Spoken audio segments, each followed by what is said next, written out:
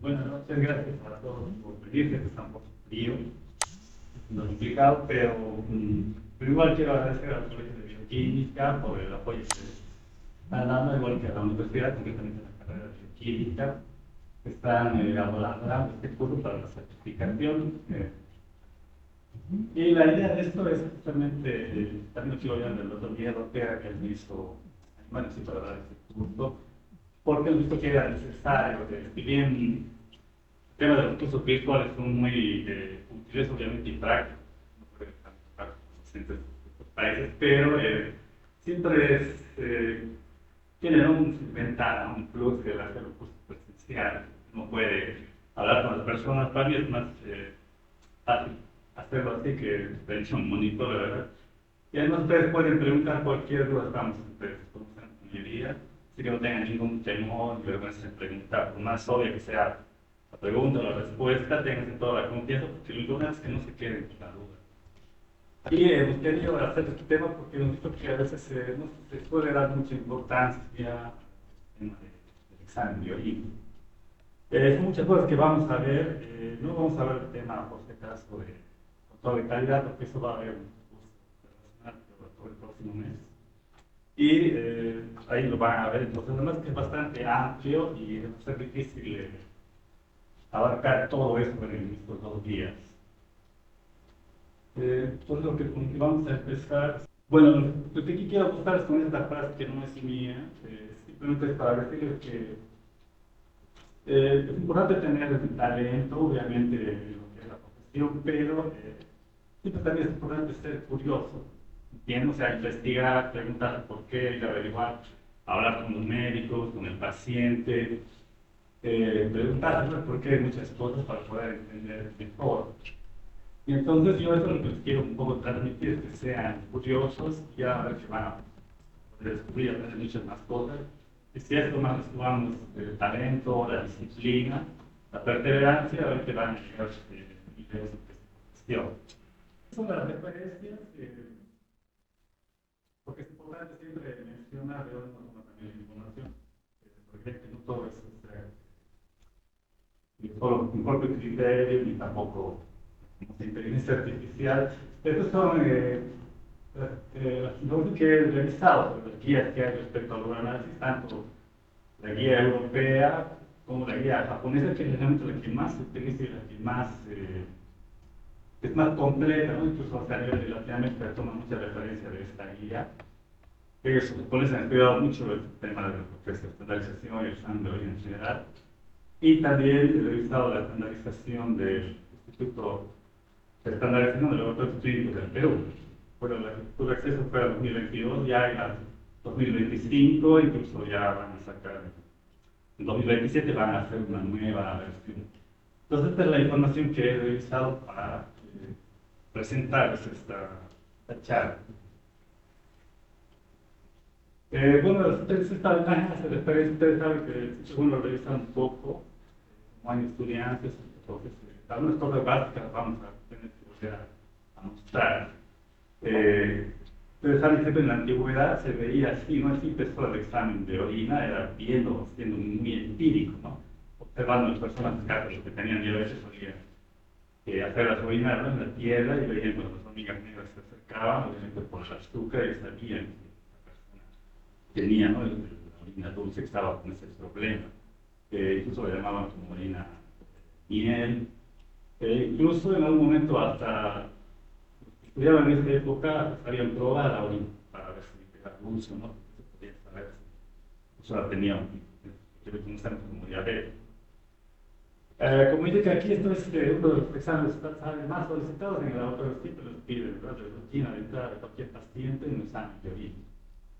Y lamentablemente, como les digo, es el que se dedica menos tiempo, a veces lo vemos muy rápido, o vemos simplemente abundantes leucocitos, bacterias, infección urinaria y nada. Justamente lo que suele pasar es en el laboratorio, pero eso hay que cambiar, hay que darle más tiempo, ¿no? Y a veces es una de las áreas que no siempre se lo ha dedicado mucho en todo lo que es el tema de gestión de calidad, control de calidad, garantía de calidad, es un área pues, un poco, siempre se ha enfocado más, ¿no?, en las áreas que son obviamente más críticas como hematología, bioquímica, y pues hay más temas que existen en el control de calidad, y a veces estas áreas de economía para ecología pueden estar un poco relegadas. Pero sí, ustedes saben que como es una muestra fácil de obtener, no es pasiva, ¿no? Entonces brinda mucha, bastante información, ¿no? Sobre trastornos metabólicos, eh, en casos de litiasis, problemas a nivel hepáticos, hemolíticos, incluso cuando a veces no hay, incluso pacientes tan asintomáticos ya pueden tener alguna alteración que uno podría encontrar sin haber cuidado en el examen. Y además de servir, ¿no? Obviamente, el monitoreo de la efectividad del tratamiento que se puede hacer. Ahora, ¿por qué es importante estandarizar?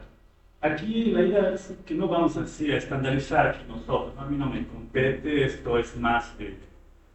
La idea es poner sobre la mesa este tema que es bastante importante y que las organizaciones que están llamadas a hacer esto puedan hacerlo, ¿no? Ya sea la universidad, la sociedad científica, es importante que se reúnan.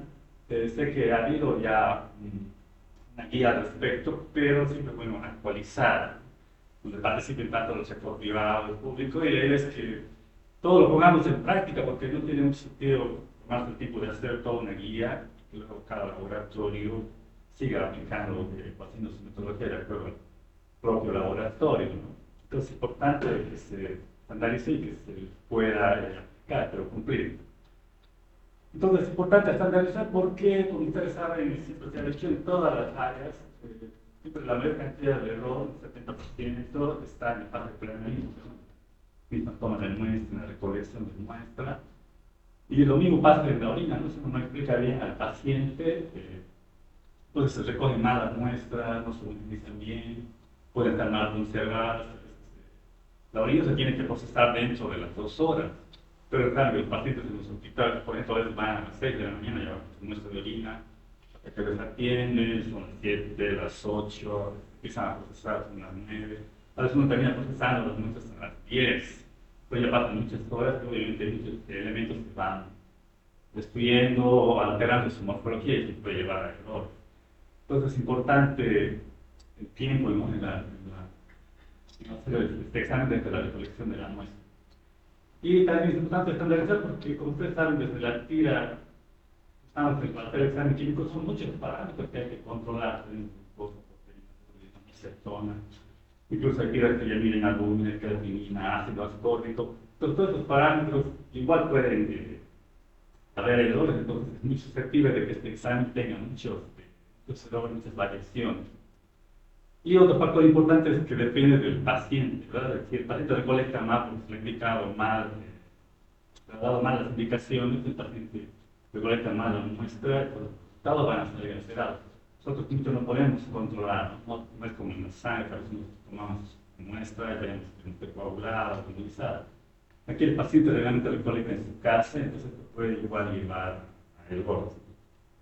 Entonces, por eso es importante estandarizar. Sí, la popularidad de las instituciones la tienen que incorporar sí o sí para hacer exámenes. Si no lo hacen esto, van a hacer mal, van a ver muchas cosas, se van a informar equivocadamente y no van a ayudar en lo que queremos estudiar al paciente. Como decía, emplear esos recursos que quiero mostrar y quiero decir que no estamos tampoco a la vez tan mal. He estado en grupos de WhatsApp, donde hay varios profesionales de nivel Latinoamérica, de Venezuela, de Ecuador, que muchos igual no conocen todavía el uso de la luz polarizada, no saben de restricciones. Incluso hemos publicado unas fotos de un caso que nos tenía que demostrar interesante de gatos amorfos, y muchos comentaban que no sabían que se tenían que disolver, ¿verdad? Colegas de otros países. Entonces, a veces me sorprende, entonces uno quiere analizar porque nosotros estamos mal, pero no es así. Hay muchas deficiencias en todas partes, entonces nosotros tenemos que empezar a cambiar. Y lo importante, como siempre, es cumplir el protocolo, porque esa también fue la idea de ese curso, porque vi esta charla a los compañeros del hospital para tratar de cambiar algunas cosas en el examen de orina. Y ahí mismo me di cuenta que somos muchos que trabajamos ahí y hacemos el examen de orina. Yo hago de lunes a viernes en la mañana, pero eso es en la tarde, en la noche, fines de semana. Y recién ahí, ya pasa más de un año, recién me enteré de que cada uno estaba informando diferente. Algunos informaban el promedio de elementos, otros por campo, otros se informaban, el examen químico de metabolitos se informaban todos en cruce, otros se informaban en miligramos de silicio. O sea, en el mismo hospital estábamos informando, en el mismo laboratorio estábamos informando todos, igual cada uno estaba informando diferente. Y eso no lo sabía, entonces es importante que todos lo ponemos de la misma manera.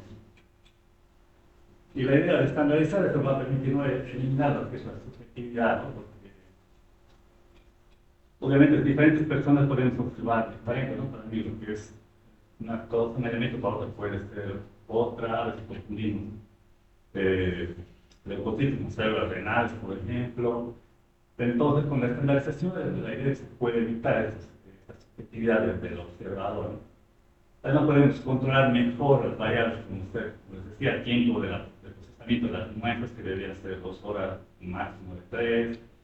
Otra cosa muy importante que también estábamos haciendo un cierto error en el hospital era la velocidad de la centrifugación, y eso lo vamos a ver. Yo estoy seguro que también la mayoría de los laboratorios lo están haciendo en mar. Y si están haciendo bien, muy bueno, sería bueno. Aquí la idea es que compartan también sus experiencias.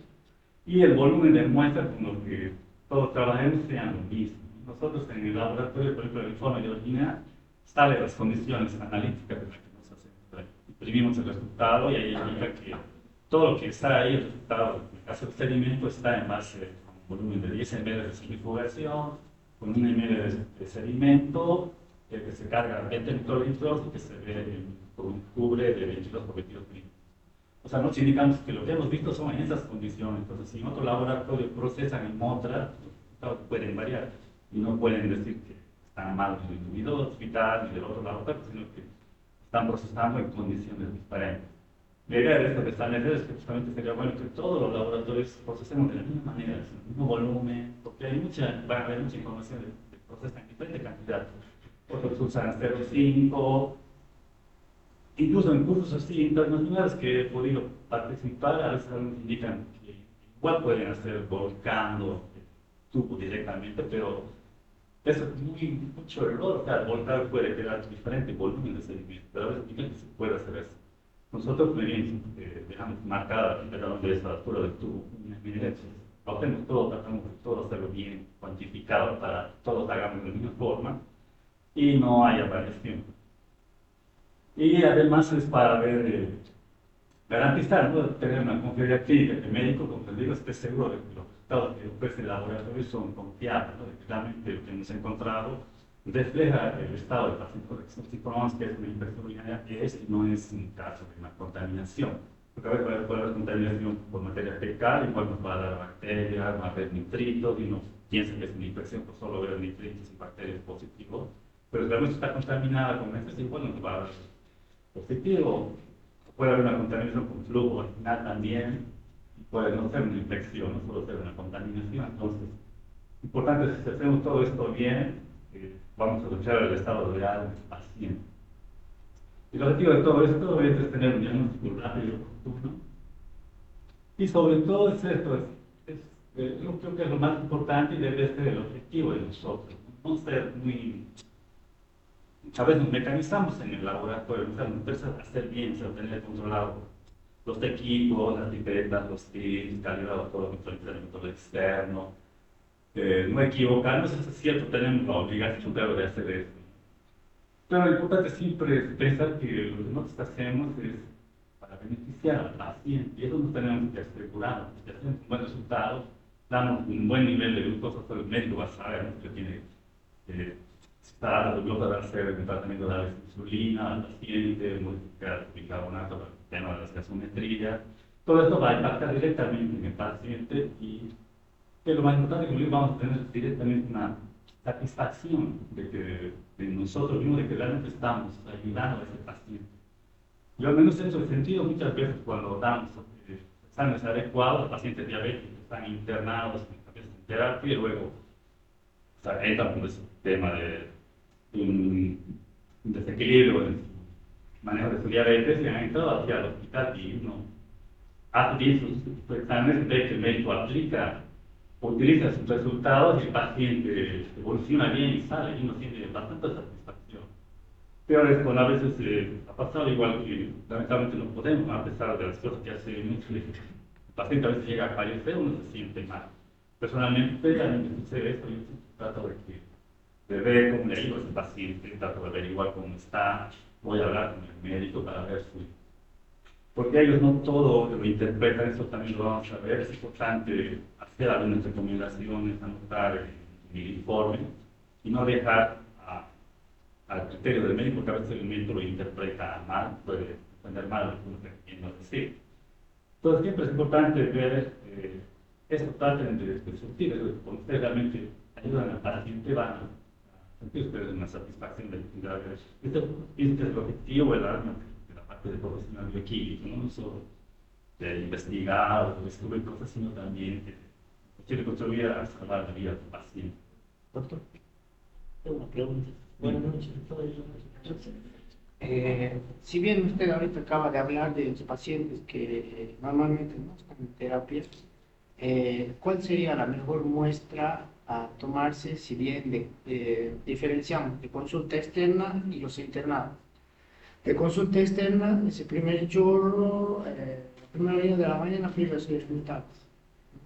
Entonces, ¿cuál sería la mejor muestra para dar un buen resultado de análisis de laboratorio de los pacientes internados con sonda, ¿no? Porque la mayoría está con sonda. Claro, en el caso del paciente que está sondado, es importante siempre preguntar por favor, con mayor razón para los cultivos, que a veces nosotros recibimos muestras de nuestra sonda, pero no sabemos ni cómo lo han tomado, y a veces el mismo personal médico y los enfermeros no saben cómo tomar. Hemos tenido problemas con muchos chicos que van a tomar mal, y uno les quiere indicar y a veces se molesta y más que quieren que uno vaya a tomar ya que toma mal. Pero no se trata de eso, no se trata de que ellos quieren que tomar, pero los indicadores bien y nosotros tenemos que indicar. Como les decía, en general, todas las muestras dependen de lo que queramos estudiar. Pero si este paciente está sondado, lo mejor es, uno, es si es posible que están cambiando la sonda, al momento de cambiar la sonda, poner otra bolsa, orina el paciente, esa muestra puede tomar. Si es que uno habla con los médicos que están por cambiar la bolsa. Pero si ya está con una bolsa, lo que tienen que hacer es, de la misma manguerita, tienen que desinfectar, pues con alcohol, con yodo bovino de limpiar, y de ahí tienen que utilizar como una jeringa y aspirar ahí, el paciente orina, aspirar esa muestra sería la adecuada de un paciente sondado para hacer el estudio. Como digo, ya se pueda que uno ve estos diagnósticos que ya vamos a verlo, y ahí es importante ver que no sea como que sea la primera orina de familia. Siempre hay que ver la segunda, que es la que va a reflejar el estado de la morfología real del procedimiento. Pero en un sondado se puede tomar. Usted le puede indicar al médico que cuando cambie la sonda, orine, en ese momento puede tomar de la bolsa, pero no de la que ya tenía ahí, porque se va a estar contaminada. O, como digo, desinfectar la manguerita de la sonda, aguja, en estéril, que puede pisar y respirar. Entonces, la muestra para... Pero eso lo tiene que hacer la parte de enfermería o la parte médica. Nosotros que debemos controlar, como les decía, para que los resultados sean confiables, válidos, vuelvo a reiterar, es la selección del personal. Si bien, como digo, cualquiera lo puede hacer, pero es mejor no estar mucho cambiando, ¿no? de personas. Una persona que ya se ha capacitado no solo en estar en todas las áreas, pero mover a esa persona y poner una nueva, que se logre la misma calidad que había, obviamente eso va a bajar. Entonces, pero lo pueden hacer, pero requiere mucha formación. Entonces es importante a veces tomar en cuenta, ¿no? Cualquiera lo puede hacer, y le ponen una persona nueva que no ha trabajado, y tiene experiencia, no debe. Incluso a veces puede ser una persona que ha trabajado en una cosa, un trabajo de primer nivel, un tercer nivel a veces diferente porque los pacientes son más complejos. Puede tener muchas más alteraciones de lo que uno ve normalmente en un centro de salud, ¿no? Que debe haber más pacientes ambulatorios. Es importante ver todo lo que es el aseguramiento de calidad con sistemas de calidad, control de calidad interno, externo, preparar bien al paciente. Es importante hacer remarcado aquí la limpieza del material, ¿no? Porque sabemos que todos usamos aquí, reutilizamos material, ¿no? Lo utilizamos hasta que se rompe, eso es lo que pasa cuando en el hospital lo usamos hasta que ya está roto. Y esto puede afectar, ¿no? en el tipo de exámenes, en todo el laboratorio. Y es importante una adecuada limpieza, manejar cuidadosamente las muestras y tener equipos calibrados y controlados. Eso lo vamos a ver más a detalle, pero van a ver que ya están recomendados, que es medio difícil, hay que valorarlo, por ejemplo, para temas de la densidad, que están recomendando que se use. El Instituto del Perú recomienda que usemos un refractómetro para medir la densidad, ya no un martillo. Los refractómetros se utilizan para medir los flujos, por ejemplo, para ver la concentración de glucosa, por ejemplo. Pero en esta parte está la concentración y este lado indica la densidad. Entonces hay refractómetros para orina que se pueden utilizar para medir la densidad. Pero pienso medio complicado, hay que ver, por eso las guías tenemos que adaptarlas y ver qué es práctico para utilizar. Y en el caso del pH también recomienda que se use un pHímetro para medir el pH de la orina, ya no la actividad. Porque no es exacta la actividad y a veces el pH es importante sobre todo para distinguir cristales. Y ahí sí es importante porque según el cálculo también que pueda tener el cálculo renal del paciente de acuerdo al pH se hace el tratamiento. Si el pH es ácido, el tratamiento tiende a alcalinizar la orina y viceversa. Entonces ahí es importante tener un pH exacto, real. Entonces ya están recomendando que se incorporar esto. Incluso van a ver que ya recomiendan que se introduzcan, y eso nos vamos a tratar de tener en el hospital, son centrifugadoras atemperadas. Deberían estar de 15 a 25 grados, ya no centrifugar. Esta época de frío o de calor se afecta, daña la temperatura de los elementos celulares. Entonces ahora recomiendan que esté una centrifugadora temperada. Y esto vamos a tratar, esto me parece más importante que todo esto, que tener ese tipo de centrifugador. Y aquí luego es importante ver cómo ha avanzado la tecnología. Como les mostraba al principio, ha empezado un estudio empírico, vimos el tema de las hormigas, luego la incorporación de las tiras reactivas, un avance muy considerado. Y luego ha sido implementado por lo que es la citometría de flujo, van a ver todo lo que son las ciencias ómicas, se llaman la urómica, que tiene que ver con la orina. Pero esto solo quiero mostrar un poco de teoría que igual ustedes la pueden encontrar. A mí realmente no me gusta hablar de lo que yo no hago cuando no tenemos estos equipos, son equipos automatizados. Tienen más o menos el mismo fundamento de los citómetros que es la hematología, pero que se pueden utilizar. ¿No? Aquí no creo que nadie tenga resultados ni Bolivia, no lo sé, porque te ayuda mucho en lo que es la carga de trabajo, ¿no? Porque lo hacen mucho más rápido. Pero tiene, ¿no? Funciona a través del conteo por impedancia, que también lo hacen los contadores hematológicos, por ejemplo. Clasifica 5 elementos, ¿no? Estos equipos se pueden identificar los glóbulos rojos, glóbulos blancos, células epiteliales, cilindros y bacterias. No también lo podemos hacer en microscopio, pero esto lo hace obviamente más rápido. Las funciones tienen detecta, pero no siempre cuentan. ¿Qué es lo que no cuenta? Los cristales. No cuentan usar qué cantidad están, que puede ser importante esto para el tema de los cálculos renales. Las levaduras igual, la textura no cuenta, especifica solo las células redondas, los cilindros que no sean hialinos también los detecta, pero no cuentan. Y lo mismo informan músculos y la presencia del espermatozoide. Y bueno, tiene una serie de espectrogramas, ¿no? Grandes para mostrar la presencia de estos elementos. Lo más útil que yo lo veo, si pudiera implementar esto, es en la detección del cáncer. Porque esta es la principal, que es el examen de orina, la citología urinaria sobre todo, es la detección de cáncer urogenital. Pues ahí yo lo veo la mayor utilidad de este equipo, dejan fuera, después de cuestiones de cantidad. Por ejemplo, esto se puede usar a través de protocomos, pues determinar la estructura de los contenidos de los ácidos nucleicos de todas las células y lo detecta, ¿no? A través de un láser, puede medir el volumen, las características nucleares de estos elementos y tiene un alto poder predictivo. Eso es importante ver, ¿no? Por ejemplo, en un estudio han visto que el 73% de estos casos que detectó esta citometría de flujo fueron confirmados por citopatología, que es la prueba estándar, ¿no? Si el patólogo es el que confirma el tipo de cáncer a través de la histopatología, pero se ha visto que prácticamente el 73-75% han sido confirmados, o sea que es confiable en esta parte de utilizar la citometría de flujo. Por lo tanto, se lo pueden recomendar con una prueba no complementaria para detectar cáncer. O sea, para mí esta es la mayor aplicación que yo pensaba presentar por el tema del costo. Y bueno, aquí, pero es un caso clínico de un paciente que tenía reporte con este estudio, que tenía cáncer, ya lo habían operado, lo habían tratado, todo el paciente. Pensaban que había, ya se había curado el paciente, pero luego volvió otra vez a hacer su examen, 9 meses, que él no tenía recurrencia de su cáncer. Y le hicieron un examen de orina usando este equipo y han visto que tenía, o sea, abundantes leucocitos, tenía más de 100, más de 200 por microlitro de glóbulos blancos igual, pero había detectado 5 células por microlitro.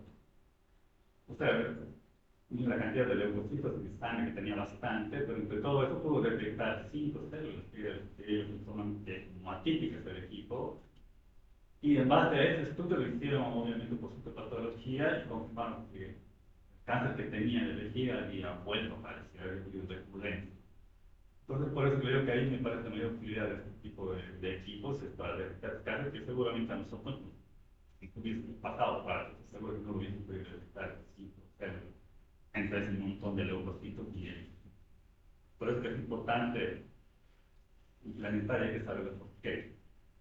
Como decía, la aurómica es lo que está, ustedes han oído, en otras áreas se utiliza mucho todo lo que es genómica, pero en el examen de orina también, y lo quiero mostrar es simplemente, es mostrar cómo se está avanzando, que a veces uno desconocía, yo mismo desconocía todos los avances que hay en esta área. Pero la aurómica es una ciencia, ¿no? Que estudia todo lo que es el proteoma y el metaboloma urinario. Esto se refiere al estudio de todas las proteínas y los metabolitos que hay en la orina. Y la idea de este estudio es poder, de esta ciencia, es poder identificar biomarcadores, ¿no? La detección, no es el objetivo, pero ¿no? De un laboratorio es obtener biomarcadores que sean más específicos de alguna enfermedad que detecten de manera más precoz y temprana, ¿no? En este caso. Por ejemplo, como no es invasiva la orina, es más fácil de identificar estos marcadores para enfermedades como cáncer uroterial, cáncer cáncer de próstata, vejiga, por ejemplo, diabetes, incluso pacientes con insuficiencia renal crónica.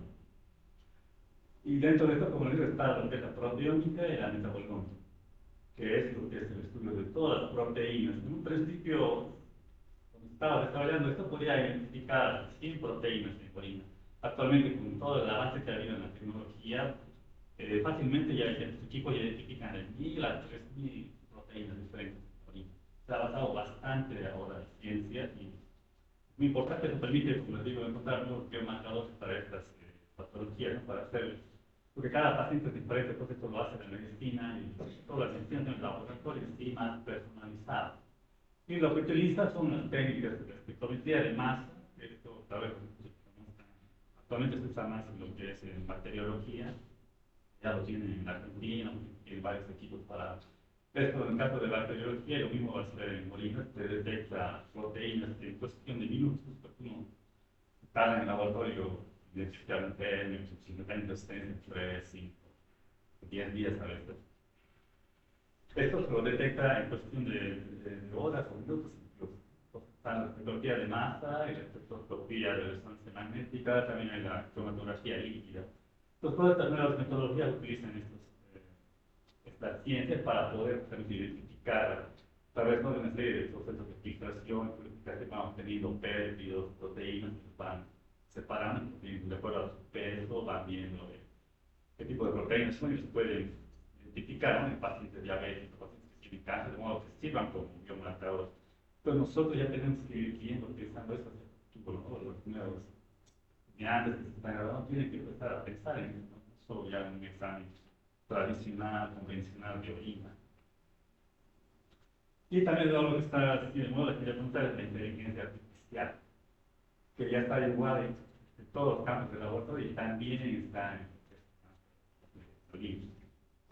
En esto, pero a veces pues, cuento, o sea, como anécdota, igual es importante usar la inteligencia artificial, pero también hay que saberlo utilizar correctamente. Porque si uno a veces busca en internet cualquier cosa, pregunta y no preguntas bien, también te lo responde. Pero, por ejemplo, yo le decía a un interno, nosotros centrifugamos allá las orinas, que es como se debe hacer, ¿verdad? Tiene que tapar las orinas, los tubitos, centrifugar. Pero yo le digo, ¿qué pasa si no tienes una tapa? ¿Cómo vas a hacer? No podemos decir que no tengamos una tapa, no voy a hacer el examen de orina.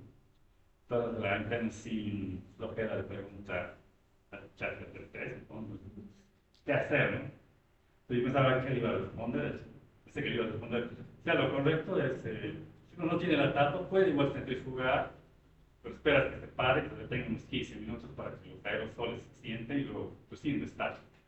Puedes centrifugar sin tapa, pero ya con la tapa en cambio es más fácil porque puedes destapar en ese momento.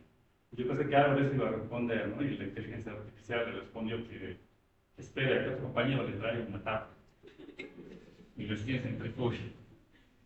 Entonces muchas veces depende de qué uno le pregunta, cómo uno utiliza, ¿no? Pero aquí la inteligencia lo están usando de mejor manera porque, o sea, la idea de esto es que lo bueno de esto es que utilizas toda la información, o sea, fotografía, tiene imágenes de todos los elementos del diseño culinario, pero a la vez recoge información de las otras áreas, o sea, hace algo integral. O sea, que este paciente diabético que ha visto midiendo sus proteínas, ve cómo ha estado su glucosa, otros datos hematológicos, otros datos médicos, todo eso lo hace en cuestiones de segundos que no sabría mucho analizar. Pueden hacerlo a través de la inteligencia artificial. Ya hay equipos que tienen, se llama algoritmos de aprendizaje automático, que van aprendiendo estos equipos, van a información por los software que utilizan. Entonces ellos ya van haciendo diagnósticos de enfermedades como trombosis, cáncer de pulmón, infecciones urinarias, incluso. Entonces incluso a veces pueden predecir que va a haber desarrollo de cáncer, como el caso del hígado. Eh, y pueden saber, digamos, indicarnos si van a necesitar ese paciente algún examen complementario y no hacerlo necesariamente como una colonoscopia, que no es algo sencillo de hacer. También se puede predecir si ese paciente va a tener recurrencia de cálculos renales, que es un problema serio, sobre todo en varones. Entonces, en este aspecto también ya se está usando la inteligencia artificial con lo que es la genómica, se llama, que es el estudio justamente de cantidades de microARN que pueden encontrarse en la orina, no solo proteínas o metabolismos, sodio, también están viendo el ARN en la orina para ver justamente utilizarlo como biomarcador, ¿no? Que va a permitir justamente su monitorear el tema de hacer diagnósticos de tumores, o pronósticos, evaluar después de los tratamientos. Entonces, todo esto ya se está poniendo en práctica, ¿no? Obviamente tiene sus falencias, ¿no? ¿Cuál es la ventaja de esto de la inteligencia artificial? Que bueno mencionar es que permite procesar y analizar datos, como digo, en segundos, identificar patrones y dar alertas, ¿no? De que se ve algo alterado. Agiliza obviamente la entrega de resultados, aumenta la precisión y reduce los errores que podemos tener. Pero lo importante es esto, no hay que olvidar que no solo la IA, sino toda la tecnología nunca va a reemplazar a lo que es el profesional del laboratorio, al buen profesional del laboratorio que esté formado. ¿Por qué? Porque nosotros somos los que revisamos también y validamos los resultados. Hacemos una interpretación en base al contexto del paciente.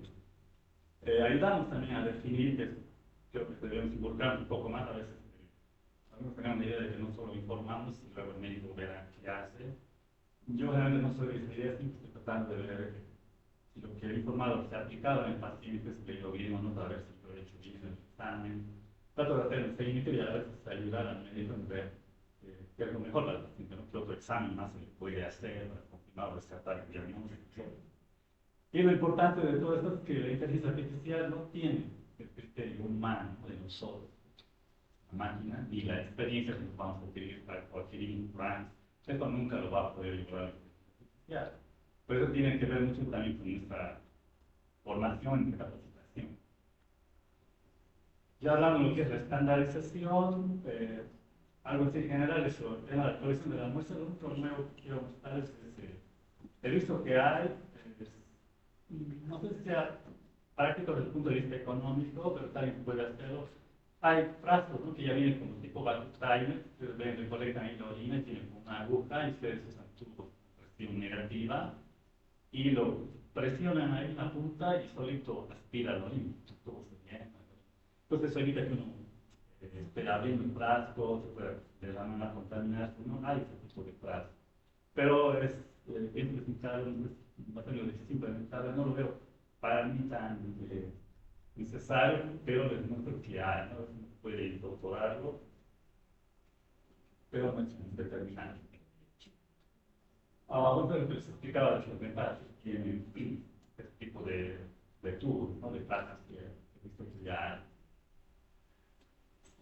Y es importante ver en esta orina, porque esto ya saben que se debe siempre homogeneizar el rastro de orina por inversión, ¿verdad? ¿No? Por movimiento rotatorio, no se mezcla todos los elementos, Y la centrifugadora es importante. Como les decía, es importante que tenga una abertura transparente en el centro, por la mayoría de que sirve para hacer las calibraciones.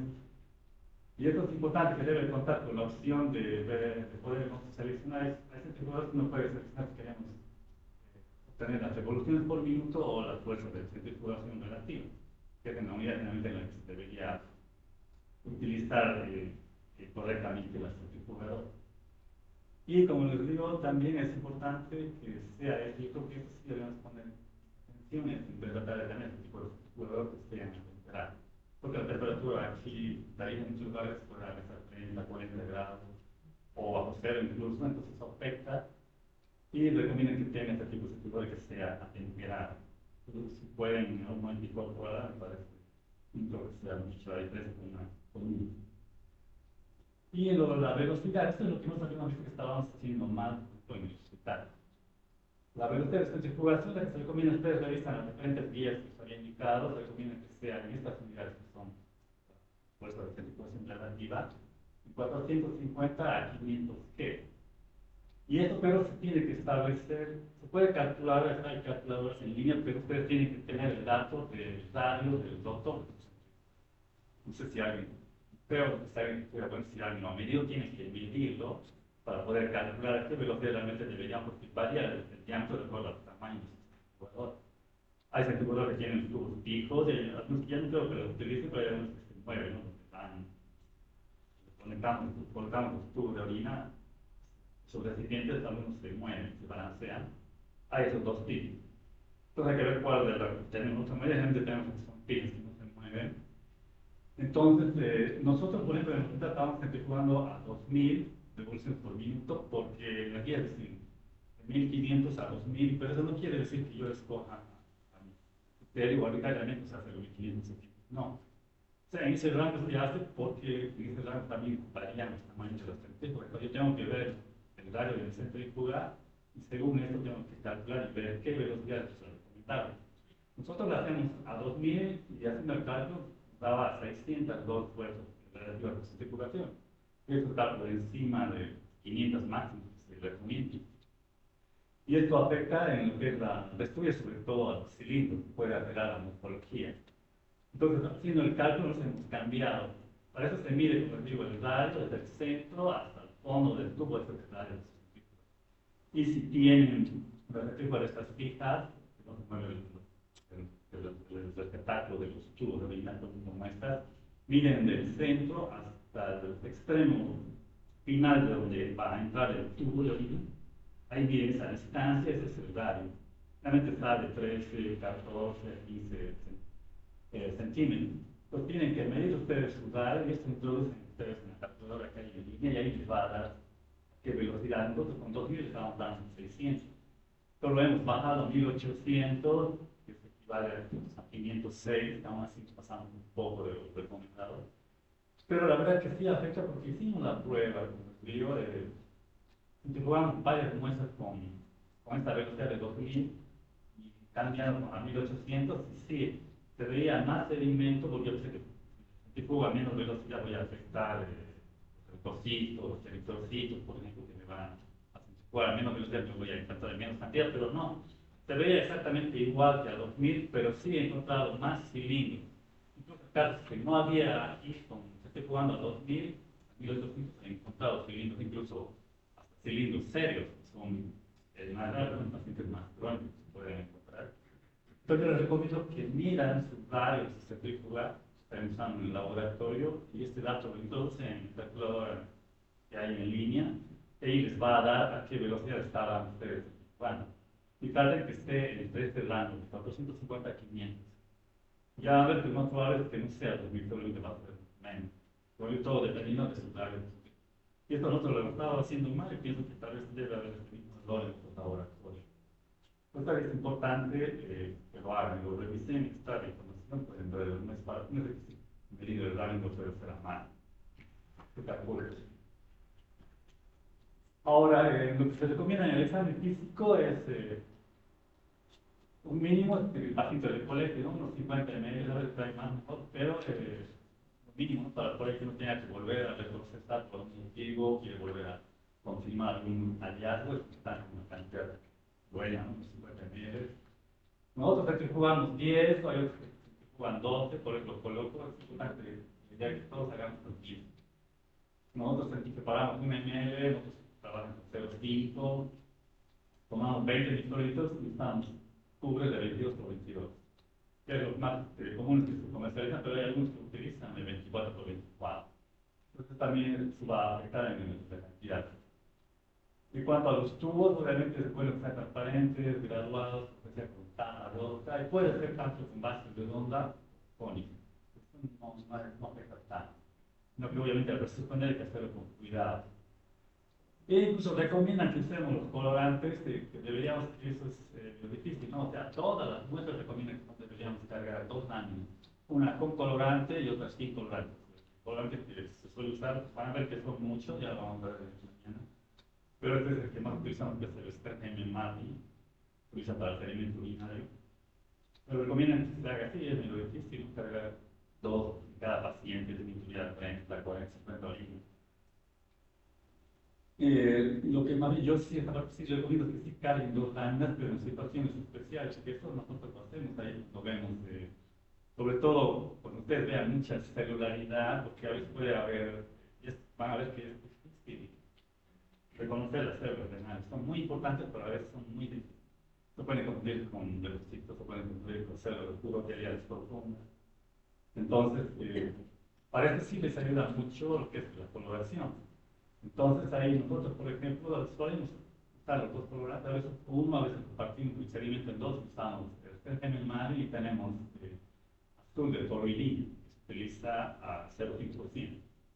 Esto hay aquí el laboratorio de Punto Sur, se llama, que depende de aquí por lo que es de anatomía patológica, y ellos venden por su caso azul de toluidina, al 1%. Entonces yo lo compré a medias junto a colegas, lo que utiliza 0,5 pueden diluirlo incluso si quieren bastante. Pues con estos dos colorantes va a facilitar identificar sobre todo la parte del célula. Y como van a ver, es importante sí o sí, yo les digo, ahora que utilicen el colorante. No se puede hacer ya un examen de ahorita sin falta. No, pacientes tienen cantidad de 20, 50, 13 ml, menos de 10, una cosa que se podría utilizar para hacer examen químico, físico o solo colon de químico. No, en ese caso, sabemos que tenemos que procesar lo que más es difícil. Deberían de colectar más, pero no siempre se puede. Lo que sí nos priorizamos es, bueno, si le piden un cultivo, primero que hay que hacer el cultivo, ¿no? Porque aparte solo colocan en el lanza y no matan más de 30, 40 mil todavía. Y después se tiene que procesar con todo el examen. Mínimamente se debería procesar por lo menos con 1 o 2 ml. Si es menos, yo prefiero directamente solo hacer el sedimento, no hacer el examen químico. Voy a gastar y yo logro más tanto el sedimento. Después obviamente hay que pedirle que puedan enviar otra muestra para hacer y hacer completo el examen. Pero es importante indicar con qué volumen se ha trabajado. Pero no se puede, o sea, hay que decir si pudiera luego recolectar más muestra para completar el examen. Pero si yo tuviera que escoger, si no tengo más muestras, primero hago el cultivo y después haría el sedimento más que el examen. Pero hay que pedirle si se puede que recolecte. Puede volver a orinar en otro momento. Eso sí me pasa con el tema de ya a veces personas pueden tener ya hasta años, ya a veces no orinan, ¿no? Yo quise hacer, por ejemplo, pensaba encontrar muchas cosas más raras, pacientes que tienen, no sabían, en hemodiálisis. Yo fui a hablar con una nefróloga y ahí me dijo que, por ejemplo, los pacientes que ya están dializados desde varios años, me parece que ellos no orinan ya. Sorprendió, porque yo pensé que ahí me voy a encontrar muchas operaciones para aprender más y ver. pero me han dicho que no, porque en ellos tendrían que sí o sí ponerle un catéter para obtener el origen. Y ha sido fea y triste la realidad. Ellos me dijeron que dializados, para ellos, por ejemplo, cada diálisis es, un paciente dializado está con 20 años más envejecido por el tema de la diálisis. Entonces, son pacientes realmente críticos, por eso que hay que hacerse un poco carne, digamos, de este tipo de pacientes, ¿no? Para entenderlos y realmente hacerlo, porque saben que a veces piden y a veces no. Tiene así, pues, un poco de por la carga que es el trabajo de los pacientes dializados, porque piden un montón de cosas, pero hay que ver que ellos están pasando muy mal. En caso de las tiras, aquí yo lo que sí recomendaría es que estamos tratando de conseguir en hospitales, comprar tiras, cuando no sean muy caras. Por ejemplo, hay tiras que tienen ácido ascórbico, que vienen con 11 parámetros.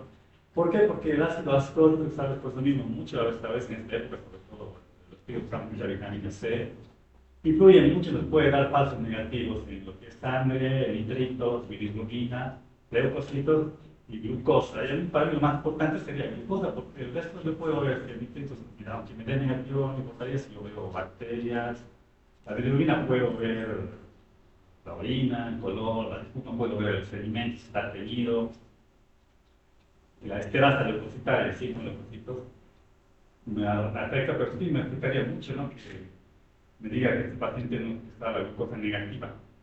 Entonces el ácido ascórbico puede influir en este aspecto, entonces por tanto sería bueno que traten de incorporar, también nos queremos hacer eso, de comprar por lo menos un lote para ver qué tanto afecta la presencia del ácido ascórbico en pacientes, o sea, encontrar casos de positivo el ácido ascórbico y que la glucosa haya dado negativo, porque en eso puede afectar, entonces sería bueno que se pueda, ya hay pilas que tienen este parámetro. En mi cara, cuando yo veo que seguimos informando, ya no se informa lo que es el sudor, la consistencia, entonces los laboratorios siguen informando, porque estos son parámetros que no afectan en nada, o sea, que no le dan ninguna utilidad clínica al médico. Yo estoy seguro que los médicos ni siquiera miran nada, deben ver mucho del examen químico para abajo, ver el sedimento. El resto que ustedes informan un dolor, no sé, ¿no? La idea es dar información precisa al médico, útil, no llenar de datos, de letras, que al final ellos ni lo van a utilizar. Entonces yo veo que no se debería, para mí, en mi opinión, informar estos parámetros, deberíamos retirar los informes. Y sí pienso que deberíamos informar lo que es por separado hemoglobina, mioglobina, que es importante, a veces no está muy frecuente, pero hay muchos casos entendidos.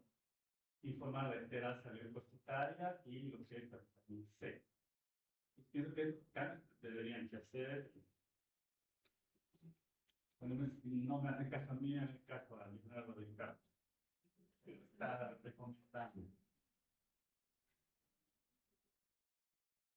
¿Por qué la esterasa leucocitaria? Porque tiene una buena sensibilidad. Yo tengo muchos pacientes en otros colegas de otros países que dicen que no hay que usar esterasa, que el trapo por cualquier cosa, pero yo pienso que si no fuera así, todas las fábricas que lo producen no tienen obviamente científicos que trabajan en el, no harían ir al físico, no serviría para nada, no traerían todo el trabajo. Pero algunos creen que no, por eso es que tenemos que estandarizar y ponernos todos de acuerdo. Pero yo les muestro solo datos, y cada uno, yo les digo, tenemos no solo, no solo me crean lo que yo digo, porque dice el otro colega, no podemos hablar, tenemos que tener obviamente nuestro respaldo científico por detrás y ustedes tienen que formar su propio criterio. Ustedes van a ser profesionales al final, van a firmar los resultados, ustedes van a responder por eso. Ustedes, en base a la formación, la evidencia científica, tienen que tener su propio criterio y no creer solamente todo lo que yo digo o lo que hago, que es así como se tiene que hacer, ¿no? Cada uno tiene que tomar todo lo bueno que uno aprende y tomar su propio criterio. Pero tiene una excelente para mi sensibilidad, especificidad igual, detecta más de 10 leucocitos. Entonces, cuando, y esto puede pasar, a veces pueden tener, sobre todo en muestras de orina diluidas, es para abajo, y orinas alcalinas, y por el tiempo que a veces no tarda en procesar, podrían no ver leucocitos en el sedimento y la tira es más. Pues hay que tener en cuenta que los leucocitos se pueden lisar, al igual que la sangre. No es que la tira está equivocada, que se me marca esterasa y yo no veo en el sedimento está mal. se contamina, puede pasar, por eso no tiene que usar todos los criterios clínicos. Generalmente, muestras muy contaminadas por flujo vaginal, por ejemplo, ahí sí se ha visto que da muchos falsos positivos de esteraz. Porque si yo veo una esteraz de 3 cruz, pero si yo me puedo dar cuenta, no sé, tengo mucho filamento, células clave, incluso células abundantes, bacilos milibrantes, son los de Rey. Y veo que está claramente contaminada. Luego, tal vez yo no le daría mucha importancia a lo que dice las terazas, porque yo no veo de tipo. Pero si no tengo ese caso, ¿qué dirían ustedes? Porque yo generalmente tengo eso de tener 2 o 3 cruces que hace y no veo el leucocito, yo lo informo mínimamente una cruz, porque no creo que me dé tan alto y que realmente no haya nada. Pues yo pienso que sí se lisan, ya hay evidencia de que se lisan los leucocitos. Entonces creo que es importante informar a la esperanza leucocitaria y los otros no lo importa, o sea, se basan solo en sedimento. Y esta es la prueba de nitritos. Les comento aquí los nitritos porque hay muchos que también están sugiriendo que ya no debería usarse en información porque puede dar falsos también, ¿no? Negativos, positivos igual, porque está contaminada, como le digo, con heces.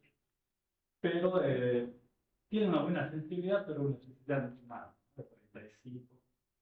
Entonces puede dar muchos falsos negativos. Pero lo bueno es que no, por eso aquí uno tiene que poder relacionar sí o sí con las bacterias. Y otro parámetro importante no se olviden son los leucocitos.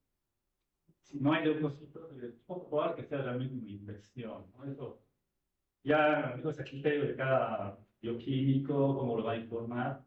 Generalmente yo en el examen de orina trato de, yo siempre les digo también a los intentos pensar de ver cómo mejorar la ayuda al paciente, ¿no? Si bien nosotros no estamos en el área de bacteriología, pero tenemos que ver que ese paciente le den antibióticos si realmente necesita. Porque si no necesita, luego el tipo va a hacer que pueda generar resistencia. Entonces no tenemos que pensar en el paciente, no decir, yo le mando un médico de interpretar y él tiene disciplinario, va a pedir o no va a pedir. Entonces yo cuando veo solo bacterias, más que tenga nitritos, pero no veo leucocitos, yo generalmente informo lo que veo obviamente, pero le pongo una nota, ¿no? Un signo de interrogación, una nota de que el valor eso puede ser una bacteria asintomática. Porque cuando no hay leucocitos casi no hay infección urinaria. Debe haber por lo menos de 5 para arriba. Si hay más, entonces me manejan 10 leucocitos. Una, tiene que ver mucho la base es bueno recomendar bien, de forma clara, así de veo, cómo tienen la mesa. Por ejemplo, se quiere crear disciplinas por escrito, elaborar disciplinas, el paso del paso. Enfrenta las difíciles cómo tiene que resultar y además ya solicita también identificar centro para poder explicar al paciente, dar el objetivo, preguntar hasta el individuo, este es tiempo. Realmente con todos los teólogos, tenemos conversado con la mayoría de los pacientes, y vamos a hablar de la mañana aquí por el Pero sí, es importante preguntar. Tengo virus, entonces sí o sí, pero no informo, pero ¿por qué? Porque claro, no verifican al paciente como tiene que pagar, algo, yo, por ejemplo,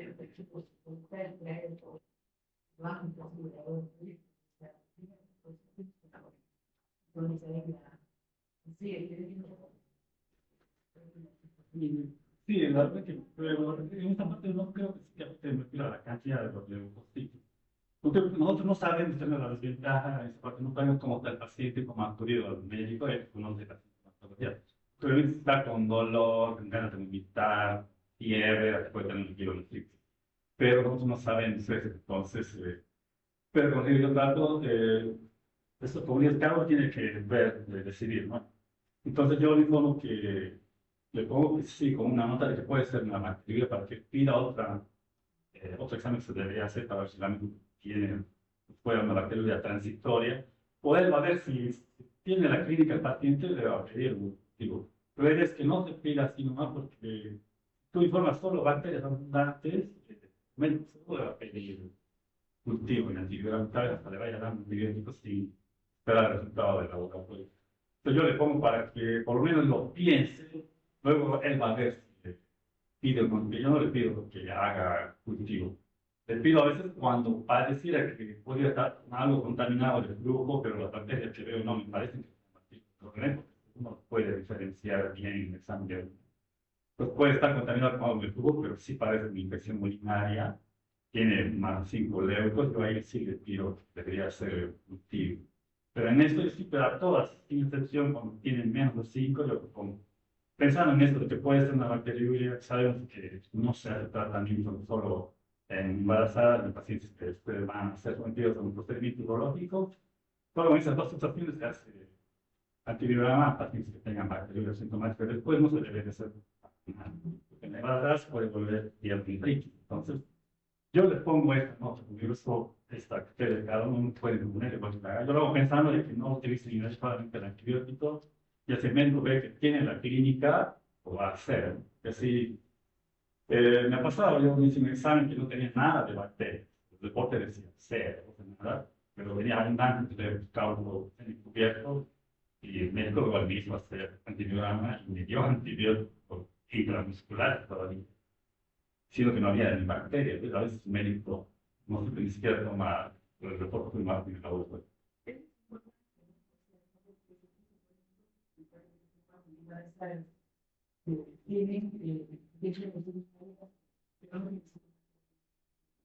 Porque siempre hay que tratar en posibilidad de eso con el médico. Entonces yo le pongo, como les digo, esta nota para que el médico al menos considere. Yo trato de ver esto, que no den antibióticos. Pues ustedes revisan muchas infecciones urinarias del 50%, a veces se curan solo con un tratamiento sintomático de dolor, un golpeo, un palo para la fiebre y un sistema de otros. Pero eso lo tienen que. Pero esto puede ya depende del médico, pero ya a ver más adelante mañana vamos a ver. Hay casos en que ustedes pueden saber qué germen va a crecer en el antibiograma y decirle al médico que le puede ir dando o no dando al paciente a tener. Entonces podemos llegar a eso en el examen de orina. E incluso, como ustedes ven en orina, yo puedo hasta dudar si en la bacteriología han identificado otro germen y otro grupo de bacterias y un número que he visto. Pero a ver si se puede llegar a eso. Sí, no, la importancia. Requiere mucho tiempo. Yo hago orinas de parasitología y les diré, la verdad, que tal vez mis colegas piensen que yo no hago nada, voy a desperdiciar la vida en orinas, de verdad. Ya me quieren sacar del área. Pero para que vean que yo a veces llego a tener, un día tuve 10, 12 orinas, pero me tomo más de las. ¿Por qué? Porque son muestras complejas, tienen mucha citología, ustedes, yo no te voy a explicar. Tengo que hacer la distinción de especies madre, agua azul de tumirina, tengo que a veces polarizar para ver. Tengo que ver el microscopio, ponerlo distinto, volver a recargar y ver. Entonces muchas veces toma tiempo. Si yo lo hago así rápido, puedo hacer el mismo. Pues van a ver que en medio caso, va a haber uno que casi, publicamos actualmente, yo voy a contar las raíces de la historia, pero pudo haber sido el primer caso reportado en Latinoamérica, que cualquiera lo puede encontrar en un post, algo que sabemos buscar bien y usar los recursos. Es bastante útil, pero requiere, la verdad, tiempo. Hay que dar tiempo para hacerlo bien. Hay muestras que no la puede hacer rápido, pero hay otras que. Yo cuando ya veo mínimos 100 miligramos de proteínas en el examen químico, ya voy a tardar. Seguro que va a tener algo raro el paciente. Que cuesta identificar las células renales, ver siguiendo las células renales, voy a hacer esto. Y todo tengo. Células bacteriales, tengo macrófagos, tengo dejar profundas. Es complicado, es decir, dificultades de la gente que no sabe, puede pensar por ejemplo uno a pedir de la vida. Pero se gasta, se aumenta el doble el dióxido, de ahora unos lentes de botella, tanto que saben, los chiles. Entonces, el examen de orina, ¿qué es lo que se recomienda? Recomienda que las células renales junto a los pedidos reporte y campo de 10 X. Entonces, caso de esto, en mucha literatura van a ver, ya usan, y sería bueno cambiar, ya no se usa 10 X, no se usa LPF. ¿Conocen el término? ¿Qué significa LPF? Porque a veces lo van a ver en su literatura, es lo mismo, significa, está en inglés, no es campo Este es poder, el power, ¿ok? Y la L es load. Se refiere al mismo campo que dice, ¿no? Se refiere al campo de bajo poder. Y cuando es de 40 se usa HPF, que es campo de alto poder. Entonces, el arquitecto generalmente usa eso. Yo estoy informando. ¿Sí? Pero da igual informar en 10. Veamos cuál es el máximo. Yo creo que la literatura media de formas, tal vez no puede bien usar el fotografía. Ahora, de este sí yo tengo mis dudas, porque no es fácil identificar una célula renal 10. Puede identificarla, pero si cualquiera contar, tal vez no lo pueda ver. Y está ya en la literatura, está aceptado, puede informar la célula renal 40. Porque ya luego les voy a mostrar, hay una equivalencia que puede calcular exactamente un error en informar que es un 10 o un 40. Pero también es más fácil usar el 40.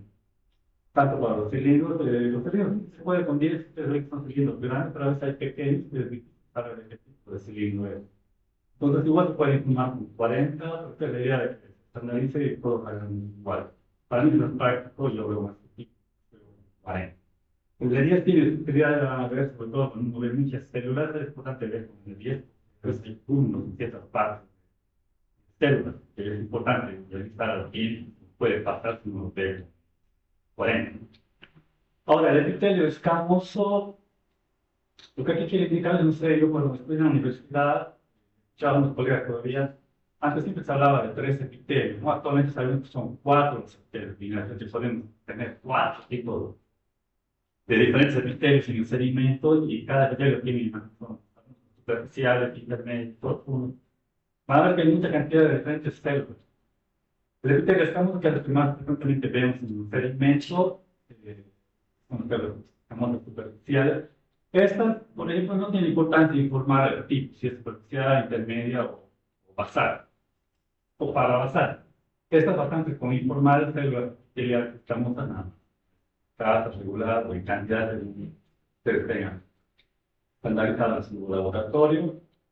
El epitelio cilíndrico es igual que los informa que si está presente, ¿no? Si hay células cilíndricas, trazas, cuando no las miren. El urotelio igual, tiene 3 capas, superficial, intermedia y profunda. Ahora, las intermedias y las profundas son más difíciles de identificar, son muy parecidas. Por eso se sugiere que solo se informen células superficiales o profundas, según ustedes vean. O sea, no traten, si puede, pero es más complicado decir que son células intermedias, endoteliales. Dice superficiales son las más comunes, ustedes deben haberlas visto, son poliédricas y varias caras. Y la mayoría puede tener 2 núcleos. Es común ver esto en el seno. Incluso te digo que hay células gigantes con multinucleares, pueden tener 10, 14, 20 núcleos. Son células superficiales. Y las otras son las profundas y pueden ser típicas como plaquetas que llaman. Hay otras son las redondas.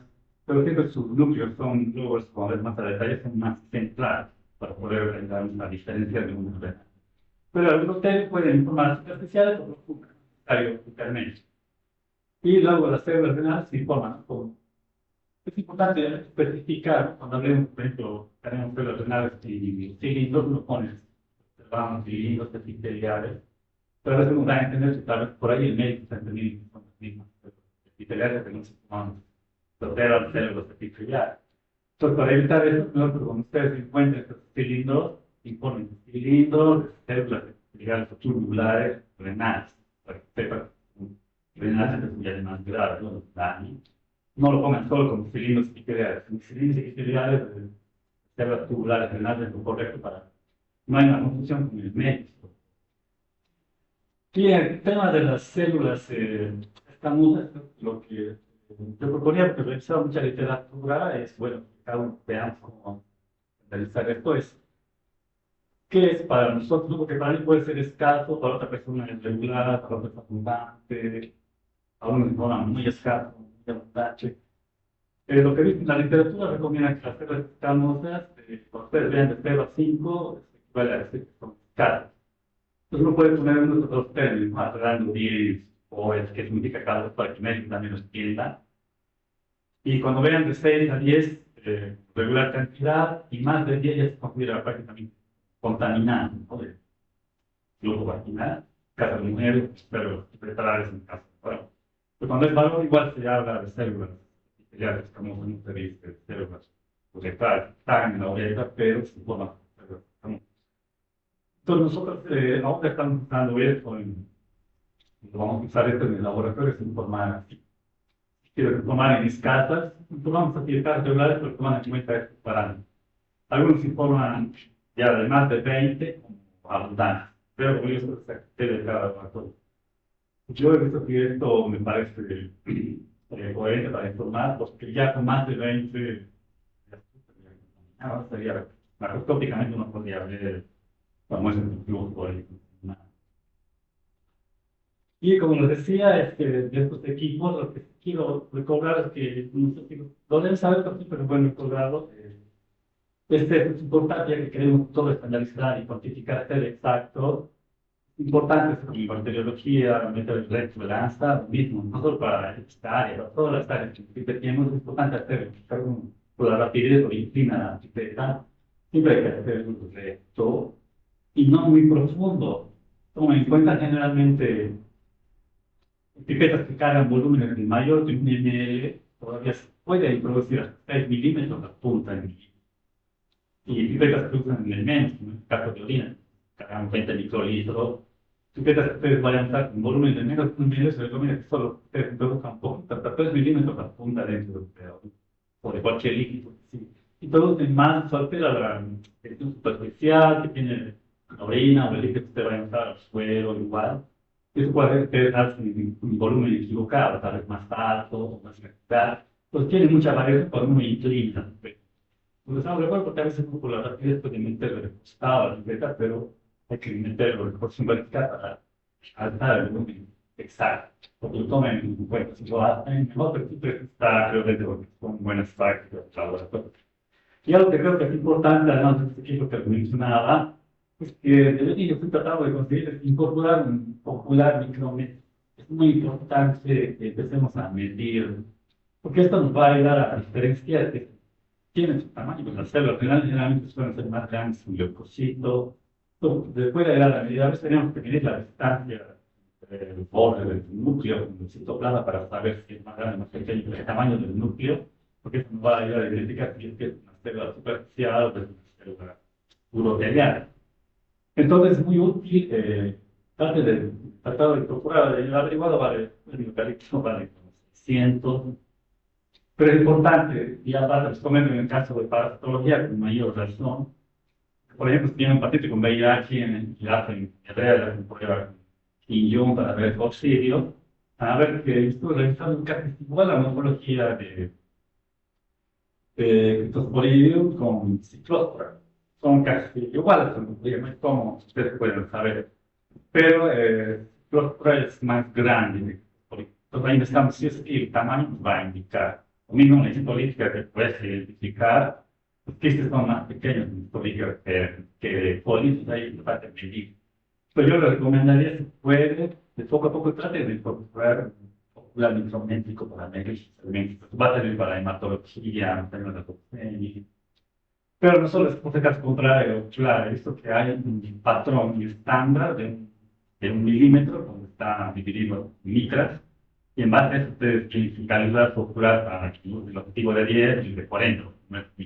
Entonces uno compra el ocular y encontrar el patrón, no nos va a servir de nada. Y en el informe del examen de orina, como decía, recomiendan no reportar en rango. Y si es que lo hacen, no pongan, a veces uno pone de Billboard, ¿no? De 10 a 20, o sea, no. Recomiendan, si es que yo voy a informar en rangos, que se habla mucho de 2 diferentes, de 2 a 4, de 3 a 5, en ese rango si es que voy a informar. Lo que más recomienda es que se haga el reporte en rangos, en promedio. A contar en 10 campos y sacar en promedio. Lo ideal es ver 20 campos. Creo que es mejor que vean en 20 porque en 10 se puede escapar muchas cosas. Pueden ver en 20, pueden ver en más, todo. Y tiene su sentido porque hay muchos parámetros, por ejemplo, los leucocitos tienen más de 5 campos, no tienen planes para ver la infección. La microhematuria igual en adultos se maneja más de 3 leucocitos, en niños más de 5, no hablan de planes. Entonces sería bueno empezar a usar un promedio. Incluso el control externo que nosotros hacemos, mandan para hacer recuento, lo deben hacer ustedes también. Pero los CNTROS, por ejemplo, cuando les piden que cuenten leucos y linfocitos, que hacen el reporte, no hay la opción para informar el sangre. Tienen que poner un número, promedio. Pues por eso es que nosotros ahora estamos informando promedio de qué están, como no estamos claros. Y actualmente también la tendencia es empezar a reportar por microlitos, ¿no? Microlitos de sangre, eritrocitos, los eritrocitos también ahora están pidiendo que se reporten microlitos. ¿Por qué? Sobre todo es para poder correlacionar con los reportes que se hacen cuando uno tiene equipos automatizados. Equipos automatizados reportan por microlitos. Entonces, para ver una correlación, pues, está habiendo la tendencia de que informemos en microlitos, ya no por cambio. Y eso es fácil de hacer, ¿no? Pero hay que ver si tal vez de momento puede esperar y entonces informar mínimamente por cambio. Como decía, es importante definir qué es microhematuria, que algunos manejan 5 leucocitos, aquí manejan 3 en adultos y reportar, eso habría que ver también. Yo solo reporto hasta 30 elementos porque es más difícil contar 40, 50, creo que se pueda. Ya cuando es más de 30, prefiero informar como abundante, campo cubierto, semicubierto, esto. Que cada laboratorio tendríamos que también estandarizar. Porque algunas veces informan hasta 50 y después de 50 informan antes, pero sí contar 50 también. Y ya no tiene tanta importancia de si tenga 30 o 40, para que realmente sea tan exacto. Sí, más bien es importante cuando hay mucha sangre, yo pongo que hay una hematuria macroscópica, cuando veo la orina está roja y está en mí, está sangre, pero porque pone a veces solo campo cubierto, el cubierto no le da la idea al médico de la gravedad de la hematuria. Entonces, cuando está a simple vista, yo les puedo informar, veo, pero aquí con la nota que hay muchos de hematuria macroscópica, así como podemos tener hematuria macroscópica, un pequeño caso de leucocitos así en capa gruesa, además muy sensible. Y esto que es importante, que lo vamos a ver menos, son los eritrocitos bismol. Decía, es importante, esto ya desde hace décadas se está viendo, pero mucho por unos años estamos empezando a ver la importancia, que es importante informar y solicitar que el médico lo pida, porque a veces ellos no piden, como les decía, el médico de los nefrólogos a veces no sabemos, no solicitan porque nunca han informado. Entonces, para eso es mejor recolectar siempre la segunda muestra, ya no la primera, y reportar el porcentaje. Hay dos tipos, se puede tomar el porcentaje de todas las formas de bismol, que son 4 las que nos interesan, o también solo ver los acantocitos, pero es que en esto ya está establecido internacionalmente que es un 5%, indica que es un sangrado glomerular, pero es importante, luego vamos a ver con detalle cuáles son las identificar que han utilizado. Y en esto sí hay mucha bibliografía, maneja 25%, 40%, 60%, 80% para recién decir que el sangrado es glomerular. Entonces, es importante que uno se va a informar, poner qué valores maneja el laboratorio para que me entienda. Yo generalmente prefiero informar del 60, que tiene sí relación con un sangrado glomerular. Los del Perú, como decía, ellos indicaban entre 40 y el tanto, pero a mí me parece muy bajo. Ustedes saben que mientras es más bajo el valor de corte de papel de prueba, sí aumenta la sensibilidad, pero baja. Ya, la verdad, lo hace que detectamos más casos, pero muchos de ellos seguramente no van a ser sentados. Y luego en esto van a ver que ustedes los datos que me explicaban del Perú, que hay que tener cuidado, y lo están investigando, que en el varón no hay problema de los bismólicos, pero en las mujeres sí. Ahí son complicadas las mujeres. Pasa que, no, mira, es que han encontrado electrolitos bismólicos en mujeres y luego han tomado la misma orina por sonda y ya no habían electrolitos. O sea que muchos han sido desde, era un sangrado vaginal. Entonces las mujeres hay que tener cuidado de si vemos electrolitos bismólicos, su orina puede ser que sea un sangrado vaginal y no que sea un sangrado de glomérulo. En este caso no tendría que estar seguro de que el médico sospecha esto, pedirle que le tomen una muestra de orina por sonda. Así va a estar seguro, realmente sensibles. Estos son que vienen desde el glomérulo, los vamos a encontrar. Pero ellos han encontrado muchos casos que eran sangrados. Y lo interesante, eso tampoco lo sabía, pero en cambio lo conocen más sencillo. Informe, otra cosa que es importante, que eso, mientras el CLC empezamos a CLC para biología sobre todo, pero tiene guías para todo, ¿no? Leí entonces es importante, me pareció mencionado que a veces tenemos grupos de células, que a veces un poco me pongan células abundantes, pero no es así. Se tiene que establecer los criterios para tener más seguridad para el paciente y tenemos que descartar así terminología antigua que no le indique nada. Pues no solo informar a los decía los aspectos, nada más, tenemos que informar directamente de los diferentes tipos celulares. Entonces aquí no tenemos que informar, a veces pueden haber láminas, placas, fragmentos de tejido mismo.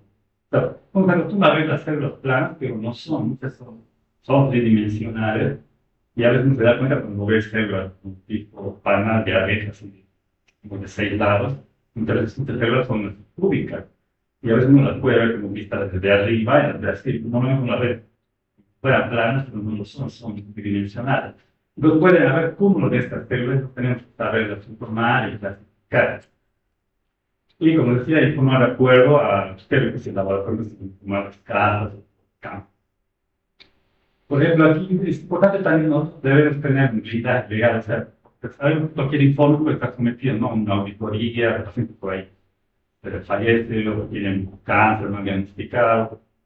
Pues no también tenemos que estar de acuerdo con un informe que lleve a esa paciente tiene cáncer, porque a veces hacer, como decir, hilar muy fino, tenemos que meter cosas que no nos corresponden.